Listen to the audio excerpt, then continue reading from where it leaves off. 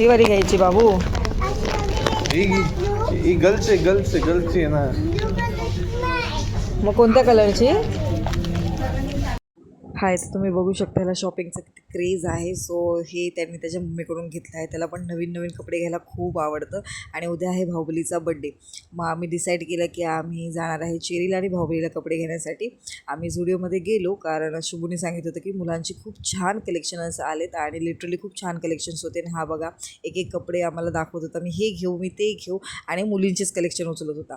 त्यानंतर आम्ही काही थोडेफार त्याला कपडे सिलेक्ट केले आणि तुम्ही कलेक्शन बघू शकता, खूप छान होतं. तिकडे ह्यांना कपडे घेतले आणि बाहुबलीला पण तिकडेच कपडे घ्यायचे होते. पण बाहुबली बोले मी इकडे कपडे घेणार नाही कारण सगळीकडे मग सेम सेम कपडे दिसतात झुडिओचे. त्यामुळे आम्ही गेलो गजानन मार्केटमध्ये. गजानन मार्केटला गेलो तर कळालं की आज ट्यूसडे आहे, फक्त थोडेफार शॉप्स उघडे आहेत आणि बाकी पूर्ण मार्केट बंद होतं.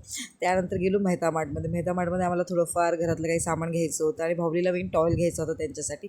आणि चांगलं झालं की आम्ही तो टॉवेल घेतला कारण बाहेर इतकी थंडी होती. चिरीने हाफ कपडे घातले होते आणि लिटरली आम्ही त्याला बघा असं पॅक करून घरी घेऊन आलो होतो कारण खूप थंडी होती. आणि आजच्यासाठी इतकंच. Thanks for watching.